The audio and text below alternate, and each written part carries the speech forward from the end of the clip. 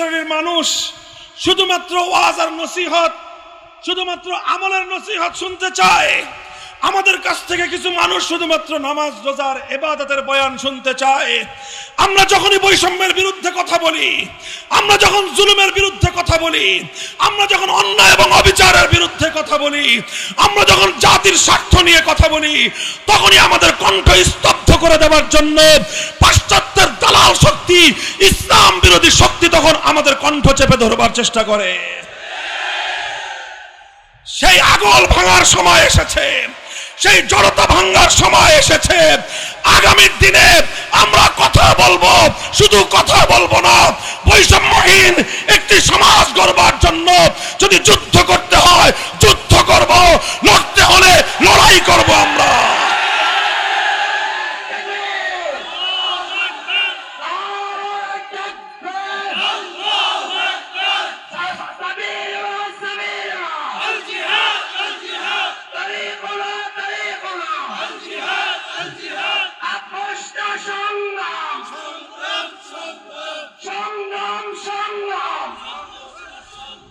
এই বসেন বসেন, এই কথা খুব সংক্ষেপ, আর কয়েকটা কথা।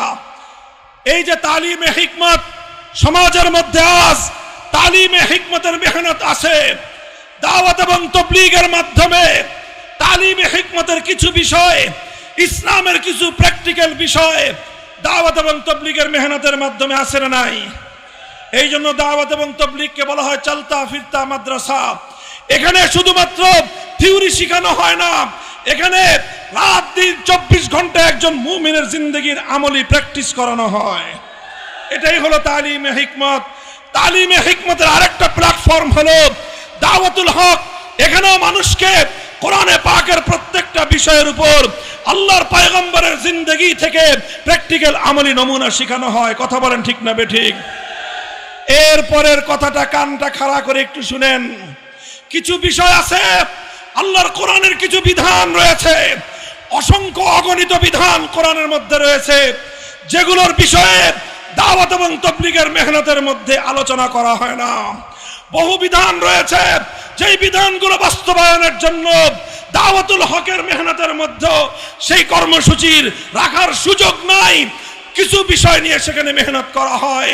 সেই ধরনের কিছু বিষয় যেটার সম্পর্ক সমাজের সঙ্গে, যেটার সম্পর্ক রাষ্ট্রের সঙ্গে, যেটার সম্পর্ক আদালতের সঙ্গে, কোরআনের যেই বিধানগুলোর সম্পর্ক রাষ্ট্র এবং প্রশাসনের সাথে, সেই বিধানগুলো বাস্তবায়ন করার জন্য দাওয়াত এবং তাবলীগের মেহনত নয়, সেই বিষয়গুলো বাস্তবায়নের জন্য দাওয়াতুল হকের মজলিস নয়, সেই বিধানগুলো সমাজে বাস্তবায়ন করবার জন্য উলামায়ে হক্কানির নেতৃত্বে ইসলামী রাজনৈতিক দলগুলো কাজ করতেছে। কাজেই তালিমে হিকমতের জন্য যেভাবে দাওয়াত এবং তাবলীগের মেহনত চলবে, তালিমে হিকমতের জন্য মজলিসে দাওয়াতুল হকের কাজ চলবে, একইভাবে উলামায়ে কেরামকে কথা বুঝতে হবে। কোরআনের অসংখ্য বিধান বাস্তবায়নের জন্য সিয়াসতে ইসলামিয়া, সিয়াসতে শরঈয়া, আল্লাহর জমিনে আল্লাহর কোরআনের রাজনীতি পরিচালনা করা উম্মতের অপরিহার্য ফরিজা এবং জিম্মাদারি।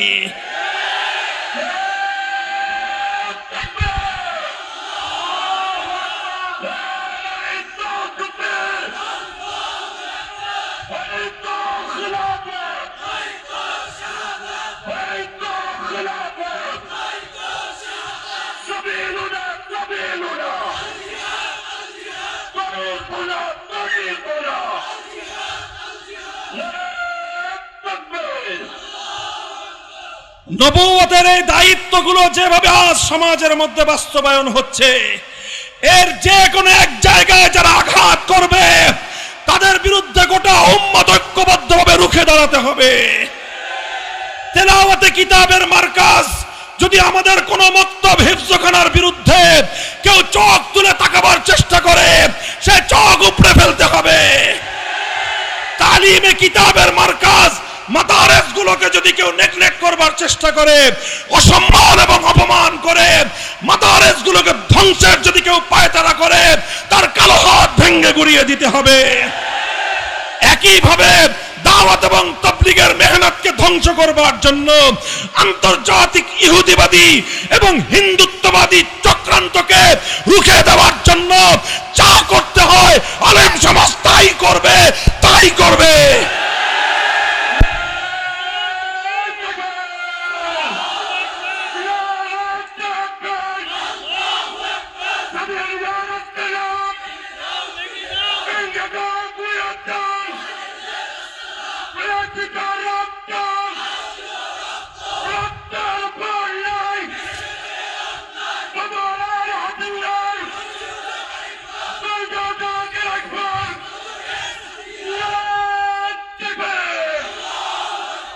একই পয়গাম দিয়ে যাই মক্তব মাদ্রাসা এমনি ভাবে তাবলীগের মেহনতকে হেফাজত করার জন্য যেভাবে উলামায়ে উম্মত এবং মুসলিম জাতিকে সোচ্চার এবং সজাগ থাকতে হবে, একইভাবে যারা আল্লাহর জমিন থেকে ইসলাম কায়েমের রাজনীতি বন্ধ করতে চায়, আল্লাহর দ্বীন বাস্তবায়ন করার, ইসলামী হুকুমত কায়েমের, ইসলামী রাজনীতির কণ্ঠ যারা রোধ করতে চায়, তাদের বিরুদ্ধে অল আউট অ্যাকশনে নামতে হবে, অল আউট অ্যাকশনে নামতে হবে।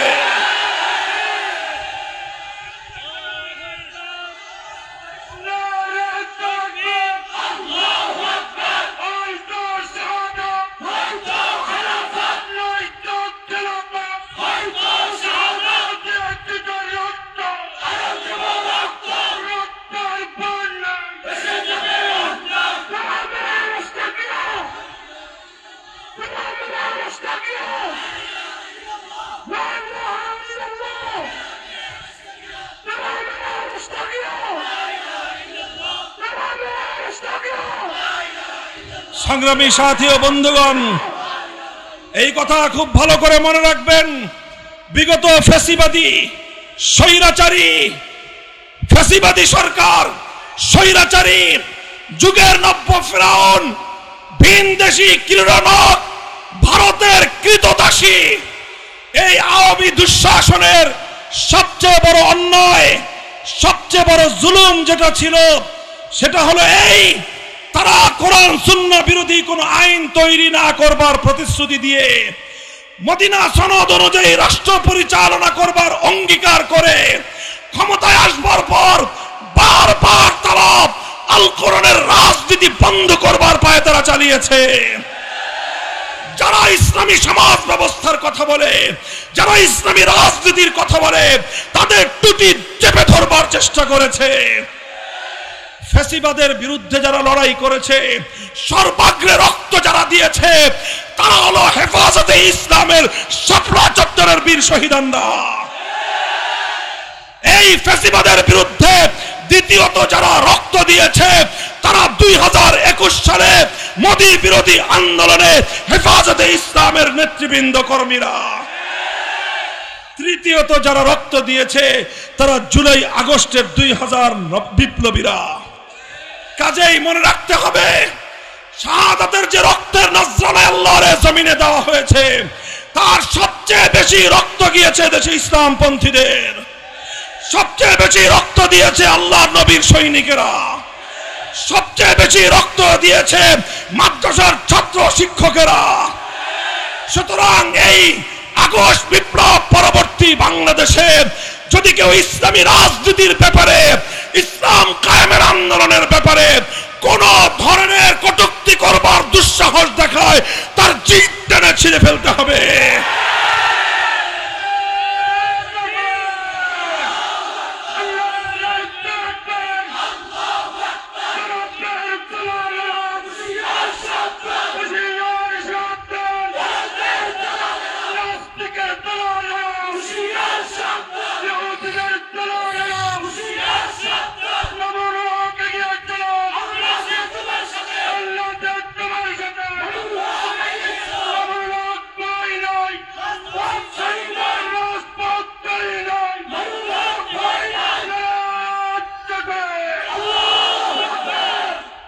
তালিমে হিকমত, এটা ছিল তৃতীয় কর্মসূচি। আজ বর্তমানে এই তালিমে হিকমতের জন্যই দাওয়াত এবং তাবলীগের মেহনত সহি নাহাজের উপর জারি থাকতে হবে। তালিমে হিকমতের উদ্দেশ্যেই মজলিসে দাওয়াতুল হকের কাজ চালু থাকতে হবে। আর এই তালিমে হিকমতের বিশাল একটা অধ্যায়ের জন্যই ইসলামী রাজনীতির চর্চা থাকতে হবে। উলামায়ে কেরামকে বলবো, প্রত্যেকটা মেহনতের জন্য যেভাবে মাদ্রাসাগুলো তার ফারিগিনদের মধ্য থেকে মেহনত করনে ওয়ালা সাথী তৈরি করেন, ঠিক একইভাবে মেধাবী আলেমদের মধ্য থেকে প্রতি বছর অন্তত কিছু আলেম আপনারা ইসলামী রাজনীতির জন্য তৈরি করেন। যদি সেটা আমরা করতে না পারি, জাতিকে নেতৃত্ব আমরা দিতে পারবো না। সেটা যদি আমরা করতে না পারি, আল্লাহর পয়গম্বরের আদর্শের সমাজ আমরা করতে পারবো না। মুহতারাম হাজিরিন, আখেরি পয়গাম, নবীর সর্বশেষ কর্মসূচি হলো ওয়ায়ুযাক্কিহিম, তাজকিয়া। তাজকিয়া নিয়ে লম্বা আলোচনা নাই, শুধু একটা কথা। তাজকিয়ার অর্থ আমরা শুনি আত্মশুদ্ধি। আসলে প্রকৃত তাজকিয়া কাকে বলা হয়? প্রকৃত তাজকিয়া হলো ওই যে 4 দফা কর্মসূচি। 1 নম্বর ছিল কোরআনের তেলাওয়াত, 2 নম্বর ছিল তালিমে কিতাব, 3 নম্বর ছিল তালিমে হিকমত। অর্থাৎ 1 নম্বর কোরআন তেলাওয়াত করা, 2 নম্বর কোরআনের মর্ম বুঝানো, 3 নম্বর হলো কোরআনের আমলি মশক করা, কোরআনকে প্র্যাকটিক্যাল আমলের মাধ্যমে বাস্তবায়ন করা। আর 4 নম্বর হলো শুধু আমলের মধ্যে বাস্তবায়ন করেই কোরআনের প্রতি মুমিনের দায়িত্ব ক্ষান্ত হয় না, বরং সর্বশেষ দায়িত্ব হলো যেই কোরআনকে তুমি তেলাওয়াত করলা, যেই কোরআন তালিমের মাধ্যমে তুমি তার অর্থ মর্ম ব্যাখ্যা বুঝলা, তালিমে হিকমতের মাধ্যমে যেই কোরআনকে তুমি আমলে পরিণত করলা, এবার তাজকিয়ার মাধ্যমে সেই কোরআনকে তুমি তোমার আখলাক এবং চরিত্রে পরিণত করো। কোন মানুষের আখলাক যখন কোরআনী আখলাক হয়, কোন মানুষের চরিত্র যখন কোরআনী চরিত্র হয়, তখনই তাজকিয়া হাসিল হয়।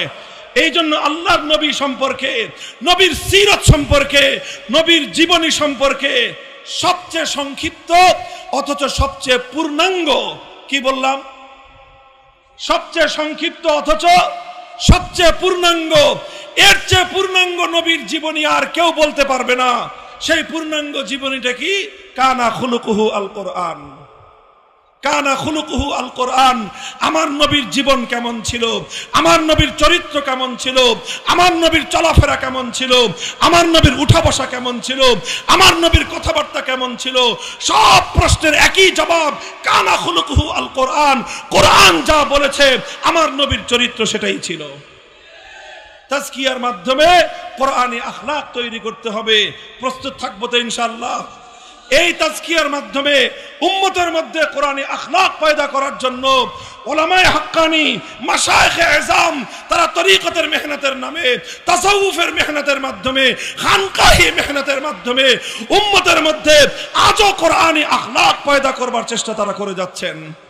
এই সবগুলো মেহনত আমার আর তোমার মেহনত। কথা বলো ঠিক না বেঠিক? এই সবগুলো মেহনত নবীওয়ালা মেহনত। কথা বলো ঠিক না বেঠিক? তেলাওয়াতে কিতাব এটাও নবীওয়ালা মেহনত, তালিমে কিতাব এটাও নবীওয়ালা মেহনত, তালিমে হিকমতের জন্য দাওয়াত ও তাবলীগ এটাও নবীওয়ালা মেহনত, তালিমে হিকমতের জন্য দাওয়াতুল হক এটাও নবীওয়ালা মেহনত, তালিমে হিকমতের জন্য ইসলামী সিয়াসত এটাও নবীওয়ালা মেহনত, তালিম তাজকিয়ার জন্য খানকাহি মেহনত এটাও নবীওয়ালা মেহনত। পূর্ণাঙ্গ কর্মসূচি যদি আমরা বাস্তবায়ন করতে পারি, পূর্ণাঙ্গ ইসলামী সমাজ কায়েম হবে। রাজি আছেন? রাজি? প্রস্তুত থাকবেন তো ইনশাআল্লাহ? শুধু কথায়, শুধু কথায় না, কাজে। কাজে যদি করতে হয় কখনো মাথার ঘাম পায়ে ফেলতে হবে। ঘাম ঝরানো মেহনত করবেন তো? কখনো রাতের অন্ধকারে আল্লাহ দরবারে সিজদায় লুটিয়ে পড়ে চোখের অশ্রু নাজরানা দিতে হবে। চোখের অশ্রু ফেলে আল্লাহর কাছে কান্নাকাটি করবেন তো? এরপরে আসবে যখন ঘাম দিয়ে, অশ্রু দিয়ে চূড়ান্ত মাকসাদ আসবে না, চূড়ান্ত সফলতা যখন আসবে না, তখন প্রয়োজন হলে প্রয়োজনে বুকের শাহাদাতের রক্ত দিতে হবে। শহীদি ঈদগাহে জামায়াত হওয়ার জন্য কারা কারা প্রস্তুত থাকবে ইনশাআল্লাহ?